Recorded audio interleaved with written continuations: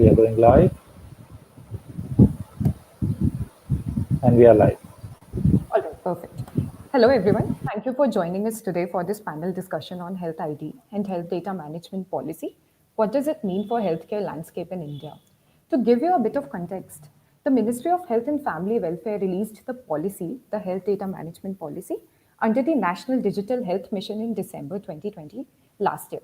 The policy intends to digitize the entire health ecosystem of India and also create digital health records as well as the health ID. There have been several concerns which have been raised by individuals as well as the civil society regarding the policy and health ID. Those concerns include the process of implementation and the way stakeholder consultation took place regarding the policy.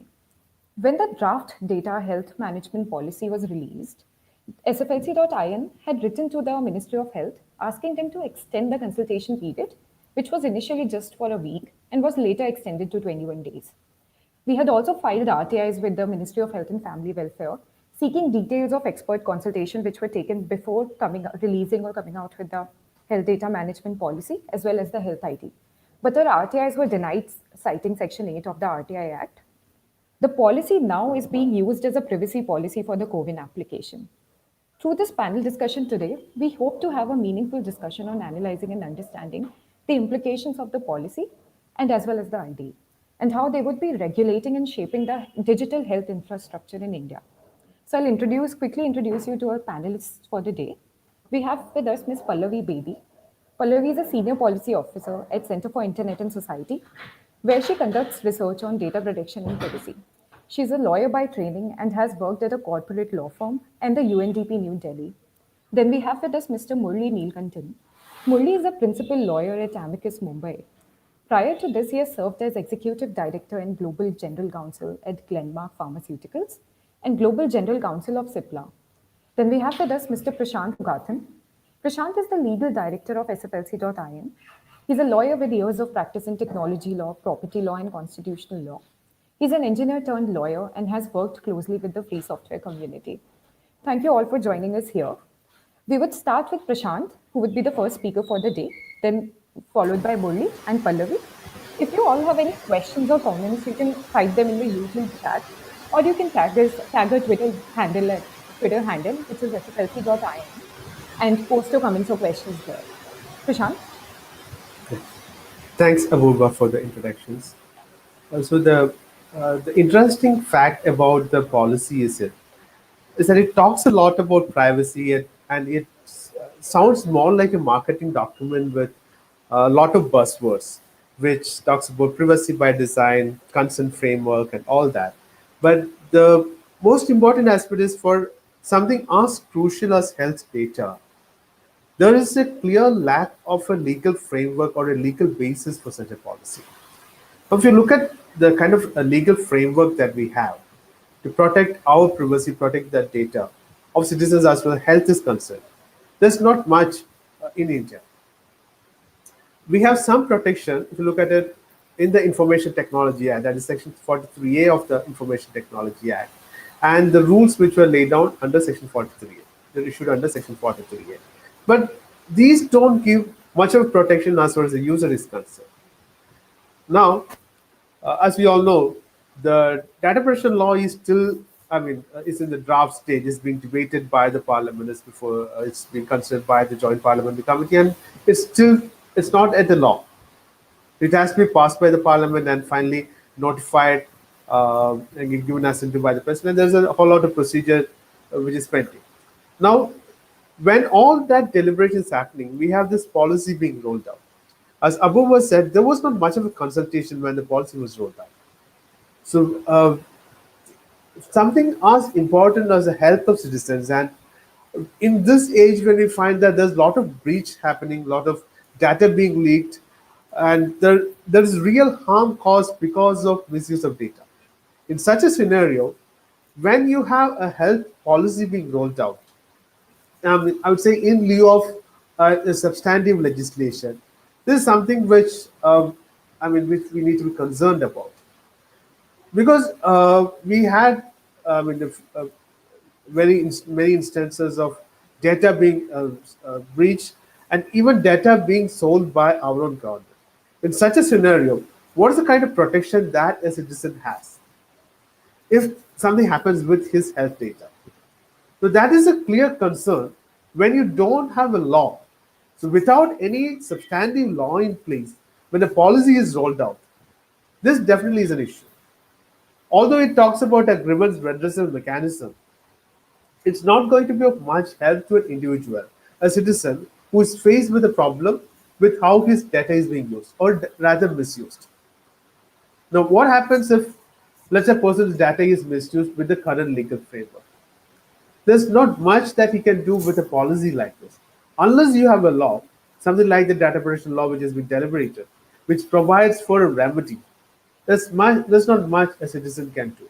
Now, if you look at other countries, for example, if there is a very detailed law called HIPAA in the US, and then there is a GDPR in the EU, which is I mean, US and EU follows two different systems. EU has a broad umbrella kind of a legislation, and if you look at US has sectorial specific laws.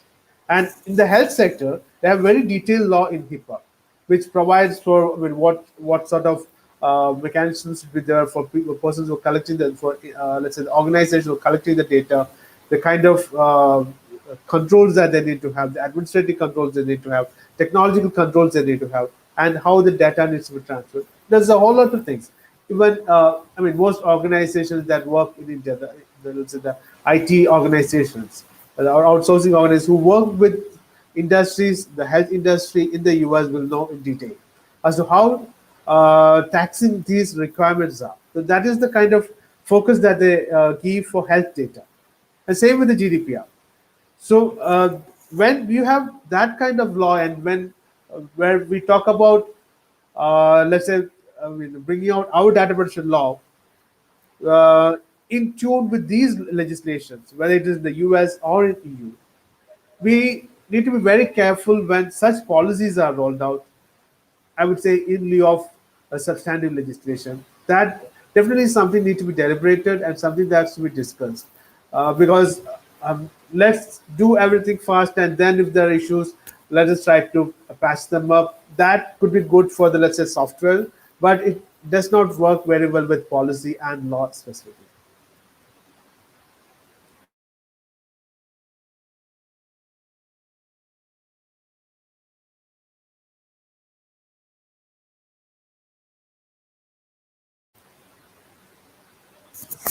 Abhurva, we can't hear you. Sorry, I lost connection for a minute. Uh, well, thank you very much for inviting me to this panel discussion. I will deal with just a few aspects of the policy and see how it is that those words don't seem to have the meaning we think they do. The first one is portability. So, the big idea and the main objective of having this policy and having the health stack is that patients will be able to port their data, share it with lots of service providers, and therefore it will be very convenient for them. In many ways, this is same as the UPI, where we have a connected system for all payments. Uh, and so they're trying to do the same thing with health records. There are several problems with this. One is that healthcare service providers do not like portability. The reason they don't like portability is because that gives them a chance. Not having portability gives them a chance to keep the patient, keep the customer, and not share that customer with anybody else.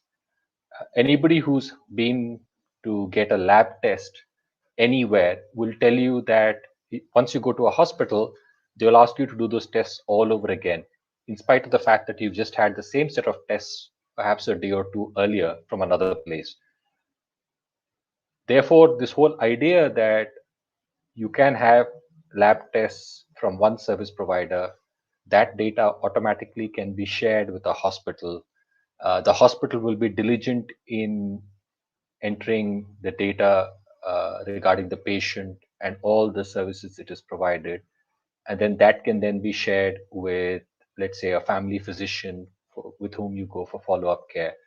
It's wonderful in a perfect world, but there is no incentive really on each of these service providers to create good data, to allow for it to be shared. And in reality, patients are not really benefited from this. I would prefer to keep my data with my health records, with myself. And I'm quite happy to carry it to whichever doctor or whichever hospital I need to visit. Now, to trust someone else to keep this data, to keep it accurate, to keep it updated, uh, and then for them to take decisions based on that, frankly, is an impractical way of doing it. But I'll leave you with this thought on this issue. If portability was such an important objective, why don't you roll this out for those under the CGHS? They have transferable jobs all over the country. They're entitled to service, at least healthcare services, from several providers all over the country. Roll it out to them first. Roll it out to the armed services. Roll it out to families in the ESI program. Roll it out to those in the railways.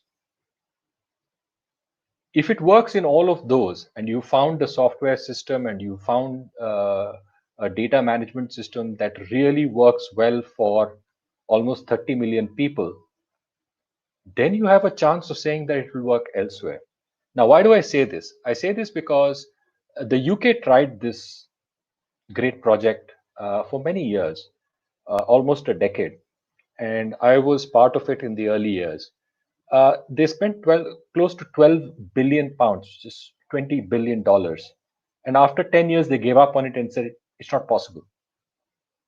For a tiny country like the United Kingdom, for just about 200 hospitals, a few thousand doctors, with already quite high levels of digitization in existence, no issue of private players because the government pays to the NHS for this, yet they gave up on that project. So to think that without spending any money, the Indian government will ensure or incentivize private players to produce this wonderful system where patients can just walk into a hospital, get treatment, their records get updated, somebody else, either the government or the insurance company, pays for it and walk out, is just cuckoo.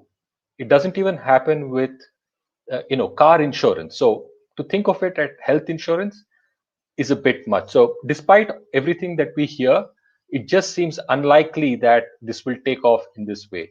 What it will do is incentivize hospitals to start building these systems, creating these databases of patients, of services, and then selling them to others, just like we have for all other services that we get for online. We now have health data being sold quite easily. The other big word that's used quite a lot here is ownership of data. Now, anybody who's used financial services will know the extent to which we lack ownership of data. So, my financial data is not really mine in that sense. Everybody else seems to have their hands on it. So, what aspect of ownership do I really exercise? I'm not very clear about it. And if you apply it to the NDHM here, the statement is that the true ownership and control of personal data will remain with data principals. It's a wonderful statement. But how does one exercise that ownership and control? So the right to share, to sell, to license, create other rights, get back data, and bequeath whatever data is of value are all completely missing. Because to do any of these things, you're hoping that the data fiduciary will set up a system. That system will be fair, and all of this will be magically happening. Now, that doesn't give me much comfort. And secondly, if it is subject to someone else performing several of these actions, then am I really the owner? It's not very clear. So there is the use of the word ownership, but I don't see any signs of ownership. I don't see what the rights of an owner are in the way we're using them. I'll touch briefly on consent because I know somebody else will as well. Uh, and all I would like people to think about is when they went to the NDHM site to submit consultation responses to the consultation, the site opens with "I agree to terms and conditions," and this is the last day on which responses were due for consultation. And if you click "I agree to terms and conditions," it allows you to post your responses. But if you go to the bit that says terms and conditions, it comes up with a web page that says information for this page will be shared soon. So this is how seriously the NDHM thinks of consent, with its own website, having had more than a year to write out its own privacy policy and basic terms and conditions for the NDHM and their own website. They didn't have any, and that flows through in all the provisions that deal with consent. So, for example, there is nothing there which tells the user about the right to refuse consent. What are the consequences of refusing consent? Is there going to be exclusion, or is it a requirement for participation? So the whole issue of consent, frankly, I will leave for someone else to do, but it tells us exactly what the government thinks about consent and personal data. Uh, Two short points on control and exclusion. It seems to suggest that the data principle will have control, but it's not clear how patients will have control. How do you check the accuracy of a record? Surely you can't download the whole record that a hospital has on your phone. So how exactly do you go and check? Do you have to go link to a website and then get into the website? How does it ensure that the website is a safe place? Uh, so all of those issues continue to remain. And finally, on control, there is no downside, there is no risk for the service providers. So they are the ones who have the data, and there is very little that actually says in the policy that they will be punished if anything goes wrong. So, for example, if the record is inaccurate and there is, as a consequence of that, the treatment to a patient is completely wrong. Now, who are we going to blame for that? It's entirely unclear how that happens. And it is very likely to happen. Similarly, if a doctor prescribes certain medicines and the app allows you to share that prescription with a pharmacist, and there is a small error in the name of the drug, who do you hold responsible? And we know that with brand names in India for drugs, that you could have something as simple as eye drops, and the alternative to that is something that helps patients who have psychiatric issues. One letter is the difference between these two. And so if there is a mistake, is the doctor responsible? Is the person who entered the data in the hospital responsible? Is the pharmacist responsible? Who's responsible for a consequence of this? It's extremely unclear from this who would be responsible for it. In the normal world, in the offline world, you'd have a prescription and you'd have a pharmacist, and you could figure out either the handwriting is bad, but if the handwriting is bad, at least the pharmacist is expected to ask, do you have a problem with your eyes, or is this something for psychiatric use? It's fairly obvious. But if it is all done online and the pharmacy is dispensing it thanks to the system, then there's going to be no human check on this, even to pick such basic errors. Lastly, I'll talk about exclusion. Given how voluntary Aadhaar has been, we know that there is a lot of exclusion. Very simply, it's not the same as exclusion that happens elsewhere. The two good examples we have, or rather sad examples we have, are of HIV/AIDS and TB. As soon as patients who needed HIV/AIDS medication were required to provide Aadhaar identification a lot of them stopped going to the hospital to pick up free medication. We saw the exact same thing with TB as well. So now, if you're seeking everything to go into a database and virtually open access to that database, whatever else the government may say, we know it will be open access, as we've seen with Aadhaar. A lot of people will refuse to access healthcare services. So basic examples like women going to a primary healthcare center for contraceptives, or going for abortions or pregnancy tests. For tuberculosis is a very good one. Leprosy. We've had issues of alienation, exclusion because of these, a lot more because of identity.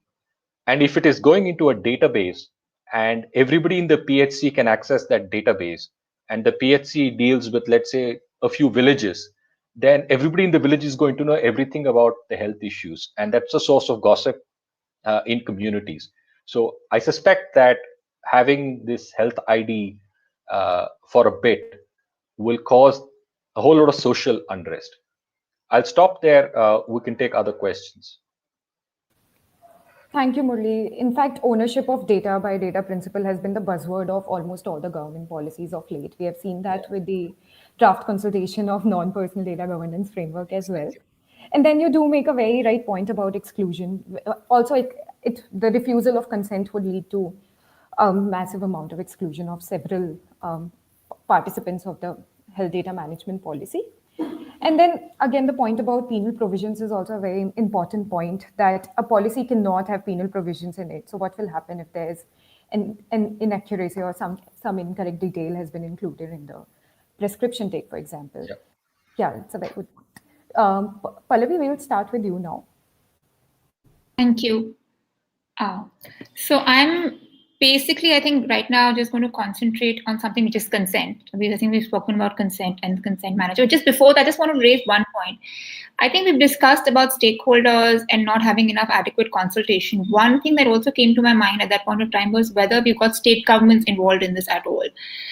Because I think there are various state governments who had opposed this policy. I think Chhattisgarh was an example. They say they have their own internal state government policy. So whether enough adequate discussions have happened with the state governments, because state health is a state subject, and that state governments need to be on board if there needs to be a health ID which needs to be rolled out nationally. Because there were, for example, in Delhi, there was a discussion at the time when the COVID vaccinations were going to be brought about, is that the Delhi government was going to have some health ID. I don't know what happened to that for you to get the vaccination. I think it's sort of, I don't know if it's died a natural death. But I think if state governments are also going to come out with their own health IDs, then how is that going to play along with this national health ID system? I think that needs to be discussed further. The other point that I think that is going to be discussed is this topic that this policy talks about, the consent manager.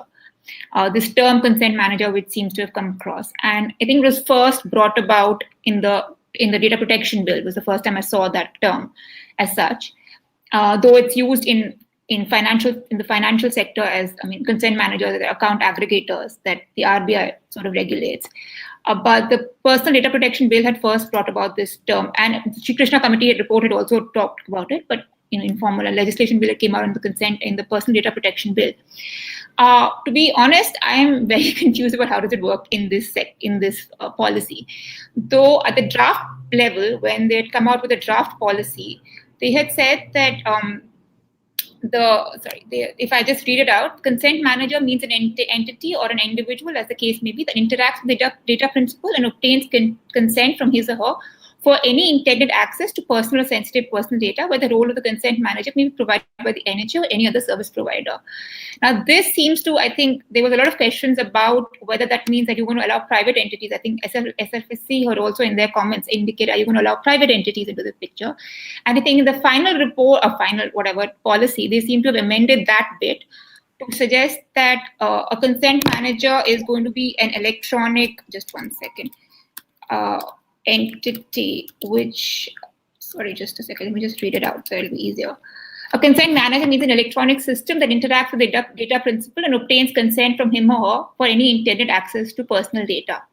Now, initially, when the first consent manager definition had come out, obviously the first question was, who's going to be registering the consent manager? Is it going to be the National Health Authority, or is it going to be the Data Protection Authority, which is going to come out under the Personal Data Protection Bill, which again has not been clarified, even though here they've said that it's going to be an electronic system, which is going to be the consent manager. But how is this electronic system going to come out? Who is the entity who's going to bring this about? And does it have to be registered with the NHA or with the DPA, as and when the DPA comes out? Because that is another question which I think, because in the absence of a data protection law, which is there, and which I think comes across across a lot of provisions of this policy, consent manager being one of them, that there is a lot of confusion. How is this going to work? So is this consent manager going to be registered with the NHA or with the Data Protection Authority? Or is it how are the two entities going to work together, basically? And the perfect example being this. Another point that comes across, and another thing that we need to also take into account is, when we talk about consent managers, one of the points of consent managers initially was from a consent fatigue point of view, that nobody wants to keep going and taking consent all the time. So you need a consent dashboard where somebody will take consent for you. From that perspective, we also need to take into account that the digital literacy in this country is not very high. So if you're talking specifically about something like health data, and somebody and an entity providing or being there on taking consent on behalf of the data principal, even though that entity has to keep going to the data principal and obtaining consent, there will be the asymmetry between the data principal and the consent manager entity is probably going to be a little high. I mean, you are going to go to people who may not have the adequate digital literacy to even understand what are they consenting to. So that also, I think, needs to be taken into account while we're looking at a health ID proposal. Just the digital literacy levels in the country, that's something that we should take into account. The other point that I want to just raise about was they have talked about the health information providers, and in data fiduciary also will be your health information users and health information providers, and these entities can be so you can go and they're authorized to generate health IDs, but that's a very huge gamut of setup. Because the health information users can be your normal your dispensary. It could be a hospital. It could be your private practitioner. It could be anybody. It could be any clinic. So there's been no guidelines as to how do you define them. Can any entity be a health information user who's being authorized by the NHA or whoever the entity is to just give me a health ID? So I think there has to be some clarity on that, because and that's, I think, across the board in the policy. If you look at that, there's a lot of brevity, but I think being brevity, they've sort of skipped on a lot of points. It's sort of left to the NHA to come out, or whichever entity to come out with rules. But that sort of has not come out. At least I haven't seen any sort of rules come out, any guidelines come out so far. And even if they do, I think the policy, at least as a first step, should have set certain guidelines as to how are these rules going to come out. What is going to be the thing? So if any health information user is going to be authorized to give me a health ID, there has to be some guidelines as who can be that health information user or provider. What sort of mechanisms or what sort of facility should they have to give me the health ID, which I think is something that needs to be taken into account. Another thing that that's how it brings out the role of the data fiduciary, because data fiduciary, the definition has been expanded from what we have normally under the Data Protection Bill. It's expanded to include these two entities, the health information user and health information provider. And so that, and times they could just be a health information user, can also be a health information provider. So that clarity needs to be brought about. The other issue that is there here, I think you also mentioned that, is that if you look at the COVID app and the privacy policy sort of directs you to the NDHM policy, this policy. And in fact, but if it's only on the app, if you go on the website, there's no privacy policy at all. So at least there is an absolute absence of any policy. So, and right now you have to go to the website to register. I mean, one of the ways to register is going to the website. The app is not there for the general public. So that policy that particular thing seems to have been taken off. which I don't know for what reason. The one concern that's coming across is, are they going to use this registration on this as a means of getting a health ID? There were discussion earlier, I think, and Mr. R. Sharma had also in one of the interviews suggested that this could be one of the initial steps to go ahead to develop a health ID. It was an interview. It wasn't a very, I don't think it was a very on that particular topic, but he had mentioned it, that it could be one of the ways of developing a health ID. I think the Prime Minister initially had also suggested that maybe this, the COVID ID vaccinations could be one of the ways of developing a health ID. And that is another sort of a fear that comes across, is because obviously people want to get vaccinated and you will go on to the website and you will register. Now, in that sense, am I giving my consent to something which I don't even know I'm giving consent to? Is that how you're going to get my health ID generated? How is that going to work? So, these are just thoughts that I have. There's a lot of confusion and lack of clarity, and I'm equally confused. So I'm just putting it across. But are they going to use this as developing a health ID? And all of this, I think, boils down to the fact that we don't have a data protection legislation at all. So in the absence of a data protection legislation, in the absence of a data protection authority, and to go back, the the policy doesn't even talk about, it sort of takes provisions of the bill, but doesn't make any reference to a data protection authority. So if somebody has a grievance, the grievance redressal mechanism sort of ends at going to the ministry level, if I'm not mistaken. You can't it doesn't talk about going to data protection authority. So what happens? So is there a data protection authority and I can't, if I have a problem against some provision of this policy, approach the DPA? So I think that clarity needs to be brought about. In fact, and just you need to bring about the bill first before rolling it out, which, well, it's already rolled out, but at least now bring out a bill which sort of takes into account all these concerns and I think issues that people have with this policy. So I think I'll just leave it at that. If there are any questions. Thanks, Palumi.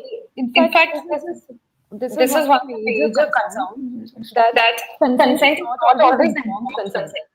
So, consent. Palumi, could you mute yourself? Yeah, sorry. Yeah, thank you. Yeah, so this is actually one of the major concerns with, again, a lot of government policies, and possibly also with the bill, and this happened with Arogya Setu as well, that consent doesn't necessarily mean it would be informed consent. And then obviously the whole business model of consent managers and the incentives behind developing consent managers as of now is quite hazy in the policy.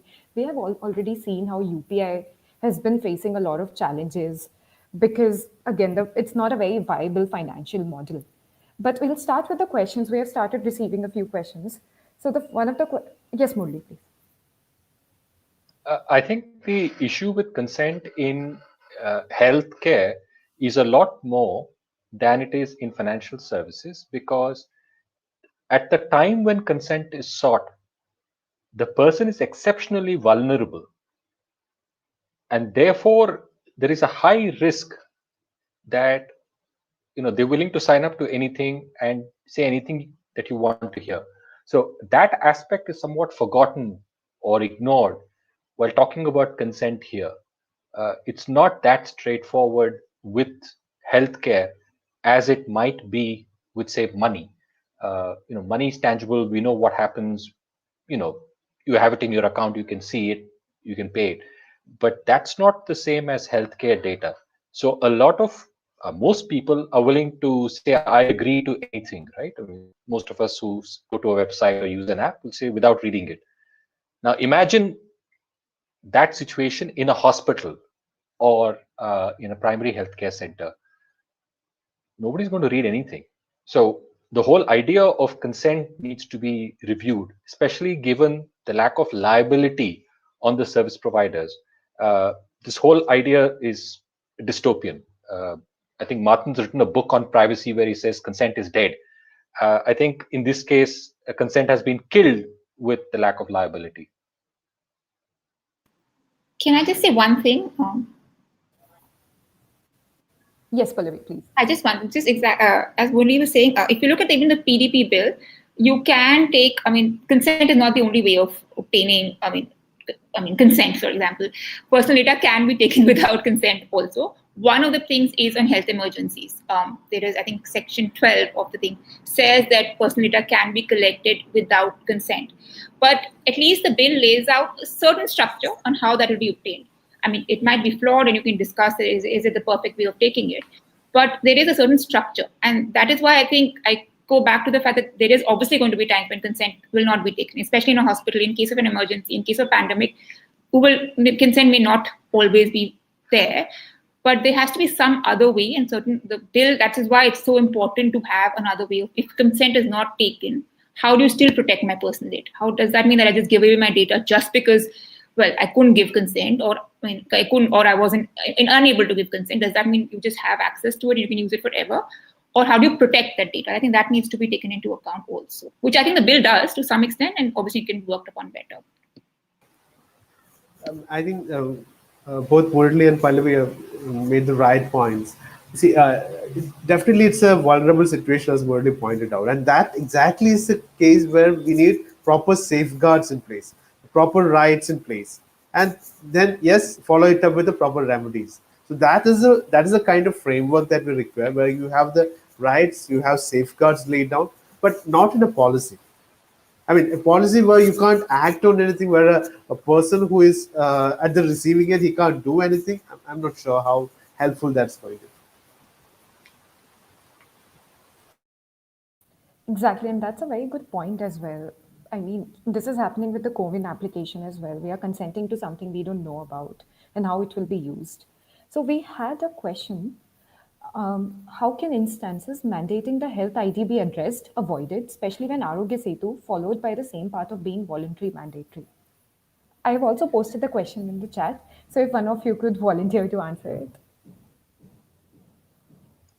Yeah, I said it earlier that this whole idea of voluntary, mandatory has come to stay, unfortunately. It happened with Aadhaar. Now we have Aadhaar everywhere. And a few of us who don't have Aadhaar have to deal with the annoying people who want our Aadhaar every day. That's here to stay. Unfortunately, the Supreme Court hasn't been helpful on this. With the Arogya Setu app, a lot of people signed up to it. I mean, crores of people signed up to it, were willing to do it,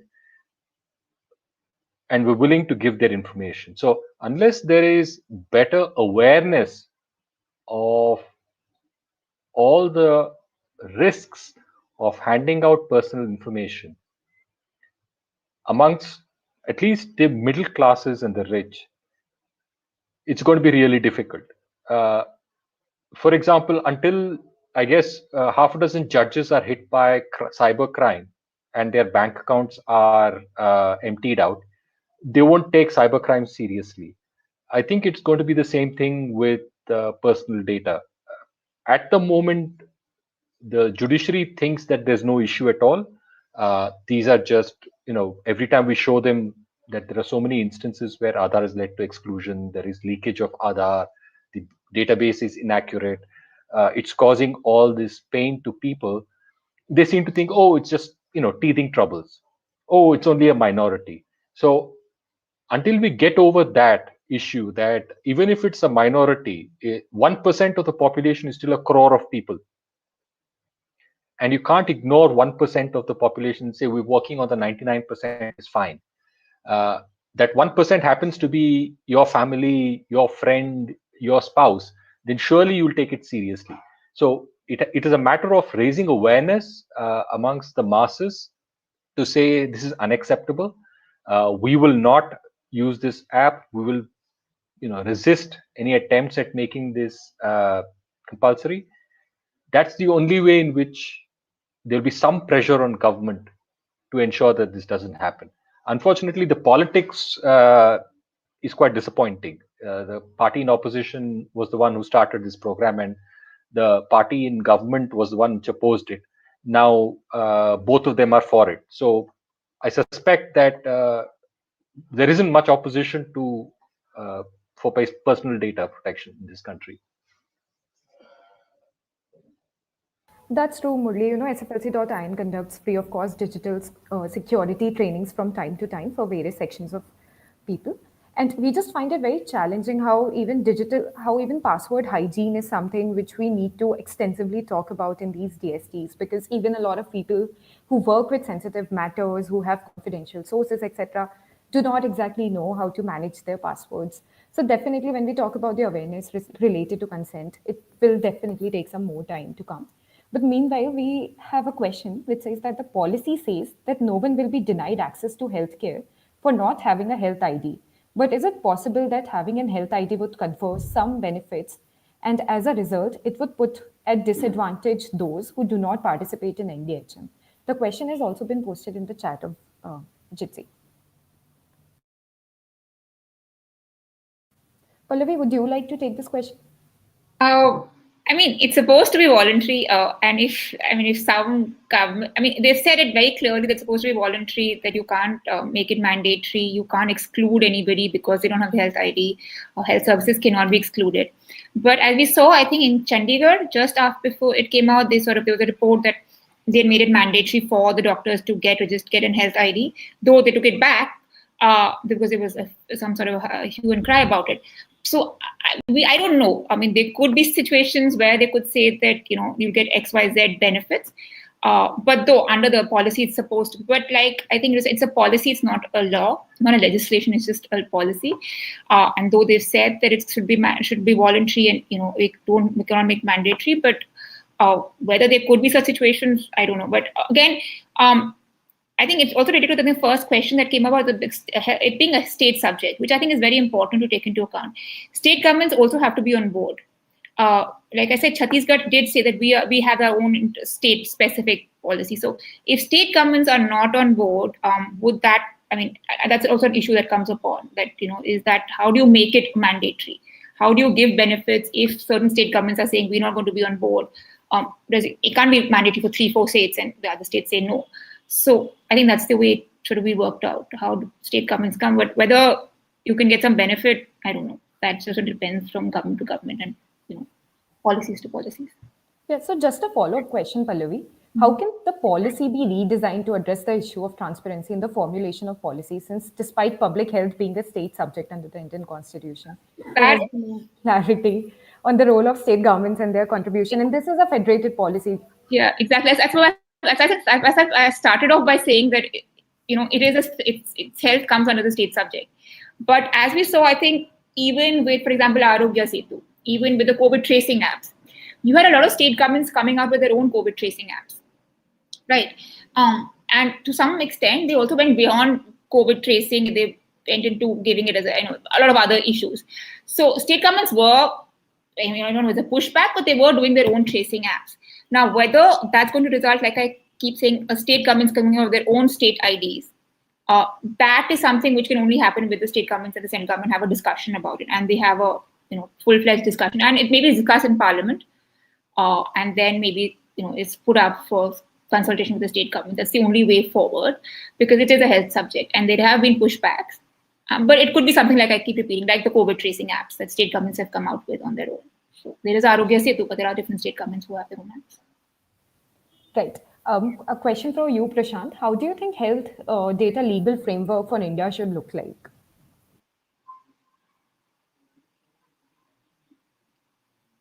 Sorry, I didn't realize that I was on mute. This too early to answer this question. Like, since we have still deliberations going on the data protection framework. If we are going to have definitely nothing stops us from having a separate law as far as health data is concerned. But that said, we cannot have something like a health policy being rolled out without any supporting law or legal framework as such. So that is the first concern here. So, when let's say the data protection law is being debated in Parliament, I think this is coming out with this health policy prior to such a framework is definitely a problem. So first we need to have a proper law in place, and then try to come out with a health policy or whatever that you want to call it, as far as the health sector is concerned. As I said earlier, you can also have maybe a law only for the health, like you have in the US with something similar to a HIPAA. But yes, you need to have a proper law which provides for remedies and a proper grievance mechanism, which is agreed by a breach of data. You definitely need to have something like a data protection authority, somebody I mean who can I mean, let's say address the real harm caused to the user. So that can happen only if you have a substantive law and a procedural laws along with that. So not with a policy like this. Right. And then we have another question. It's a long question, but how do you think the policy can be amended to address some of the issues of accessibility that are concerning? So, take for example, one needs either a phone number or Aadhaar for registration of a health ID, at least in the pilot phases. This assumes that all data principals have access to phones when in fact smartphone penetration in the country is only 35%. And in several households, the concept of having one phone is the norm, or the fact that policy was only available in English, thereby raising issues about the true stakeholder participation as well.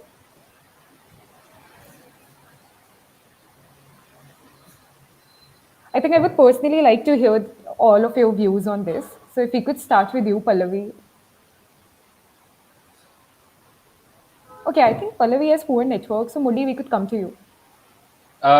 So I think this whole idea of having yet another ID which links all of this data is very worrying for me. So I don't really see the need to have one health ID at all, because I don't believe portability is necessary.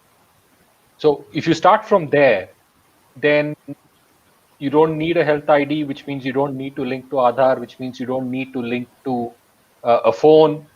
None of that is necessary. In fact, if you really do need to create a health ID, then we already have a form of identification from many. So either you will have a driver's license, you'll have a birth certificate, you will have a ration card. There are several PAN. So there are several forms of ID already available. And therefore, I don't really see the need to create one more ID. As an individual, I don't see the need for the benefit that benefits the individual. Now, I can understand why government wants it, why the private players want it, why everybody else wants it. But speaking as an individual, I see no reason for it. So all of these problems that you've identified arise only because you want to create a national health ID. If you didn't have to create a national health ID, then none of these problems will arise. In the case of vaccination, because we're talking about vaccination during the pandemic, we managed to give everybody polio drops without ID, and we're all fine. We managed to give everybody MMR shots, vaccinations without health ID, and we've got rid of smallpox.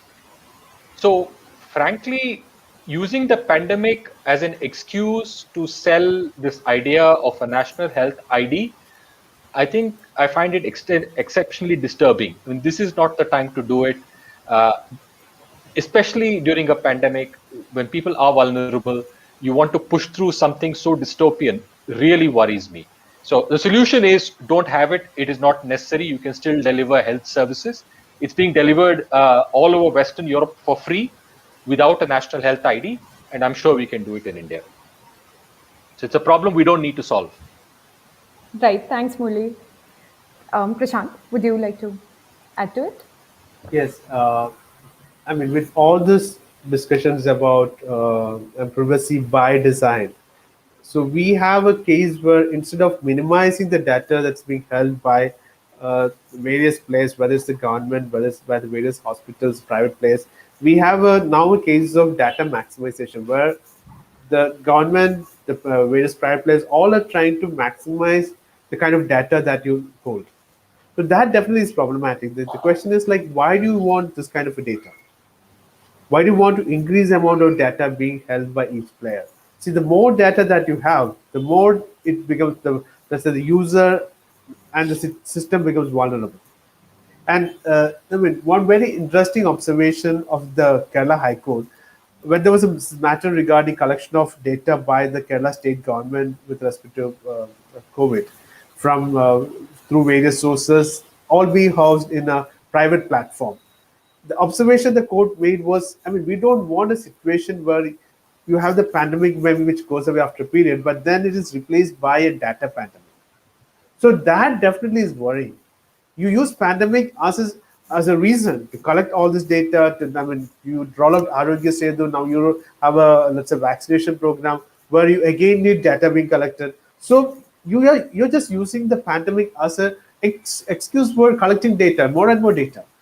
And yes, I would say the Kerala High Court was very right on this point. This shouldn't lead to a data pandemic where we don't know what to do with this data now and the kind of harms that would be caused by it. Yes, Murli. Could I just say that it is to be expected that the government will monetize this data? I say this after having done some research on it. If you look at what they did to the Vahan database, and if you read what the government has said in the Economic Survey of India 2018-19, it is very clear that they intend to use the monetization of the Vahan database as an example for all other departments of government to monetize data. So this is not an accident that they're trying to get data. They've all been incentivized. All government departments, PSUs have been told they all have to be self-sufficient, self-financing. And one of the ways of raising finance without having to worry about the deficit is by monetizing data. So if it can be done with Vahan, then the potential for health data is a lot more than the number plates of random people on the street, right? So I see it as a policy to nationalize data. I supposedly own it, but frankly, it's been nationalized by government. Right. It is, in fact, the unfettered tech solutionism which creates more problems than offering solutions. Pallavi, I hope you can hear us. If you could unmute yourself. Yeah, I can hear you. All right, perfect. So, Pallavi, there was a question that in a lot of cases, such as rural areas where health workers use their personal devices and then log into their institutional applications to organize online OPD sessions for village residents. So, in these cases, health workers have access to entire patient record of entire patient record. And the person who has asked this question was wondering if the data management policy would provide any safeguards to protect medical records of the rural beneficiaries or users. So the policy doesn't make a distinction as such. If I'm not mistaken, between rural and urban, it just says personal data. It does say that they will. I mean, any data fiduciary has to take into account and keep all the privacy, principles in place and ensure that the safeguards are done. But yes, like I said, that obviously in rural areas or even in urban areas, if you look at small clinics which are taking my data, or like you have doctors in residential colonies, right? You go to a doctor who goes to residential colonies, and you have those small clinics who are collecting my data. So that is a problem, and I think that it is across the board. I think that's where it comes down to, like we were talking about digital literacy in the country, as to how much data are you willing to give, and whether even the data principal who's aware of the kind of data that they're giving. So the digital literacy divide in the country is obviously there. So whether it's in the rural area and even in the urban area, even with the middle class people, I think Murli had praised that how many people are aware of how much data you're giving, and especially when it comes to health, which is such a sensitive area. And I think even personally speaking, even when I was asked, probably I would give my data like I need to go to the doctor. So I will probably share the data, because at that point of time, I need a doctor's attention. I need medical care. Health, I mean, privacy can come later. I need to be protected. So, I mean, that's an ongoing thing that people have to be aware of this. And also, this should not be any ID or should not be a basis for giving any medical care. That should not be the basis, right? And to be fair, the policy seems to make it, at least they've said it on paper, that it's not good. You're not going to be denied any healthcare just because you don't have a health ID.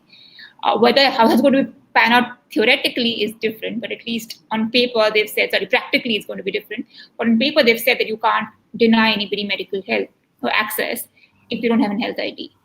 So, but again, there's going to be, you have to inform people about the digital literacy, and also ensure that nobody's obviously denied access to any healthcare, because healthcare is, and I think that's one thing that pandemic has taught us, that everybody is vulnerable and something which people will take access to healthcare. So yeah. Thank you, Pallavi. We just have 5 more minutes, 4 more minutes. So, two more quick questions. The government has already launched the National Health Resources Repository, or the NHRR. Before that, also aimed to be an integrated health informatics platform for providing national health information. How is this linked to the policy since it fails to specify NHRR anywhere, and how do we address the issue of redundancy of the same? Would anyone of you like to take this question up? Pallavi, would you be interested in answering this?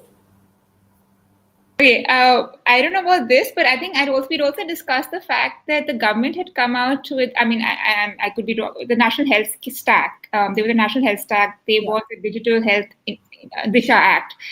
There was a National Digital Blueprint. So there have been a law and the National Health Policy. So since 2016-17, the government has been coming up with different health policies or laws or regulations, whatever you call it. How do they come together? I'm at a loss. I genuinely don't understand. When I went through the policy and I looked at the health stack and I looked at everything, I was unable to figure out where does it all fall together? How does it come together? And maybe that's just something I couldn't understand. And it's clearer to other people as to how does the architecture work? Because also on one hand, I get the National Health Authority, which was supposed to be the health authority regulating the Ayushman Bharat thing. Now they're going to regulate the health data management policy. How does it work? The architecture is something which I am very confused about too. So if somebody could give me clarity, I would be very glad, because it makes me very confused too. So, sorry, I couldn't answer that question, but that's how much I know about this. So. Thanks, Pallavi. But Prashant, any quick thoughts? I mean, I think this has been a problem not just with health, but many other sectors too, where you find that there are various programs, various, let's say, digital solutions that you come up with, and one trying to replace another. I think the earlier the NHRA that you point out was mostly a broad kind of a framework. I'm not sure how that's going to, let's say, talk to the new framework or work together with the new framework. I don't have an answer to it. Right. I mean, so the government to reply. Exactly. So I think, so the last question is, does integration with Ndhm Sandbox address the issue of different standardization of health IDs across the states? Would one of you like to take it up? So that is the objective of having a sandbox, so that all of these systems can play together and figure out whether they work or not. Now, it's going to be a race, right? So it's whoever comes up with the first one there who will set the standard effectively, and everybody else will have to comply with that. So there is, I think, for all the techies, there is a race building up there, and whoever is first, whoever is the most powerful, whoever gets their system in first, everybody else will have to fall in line with this.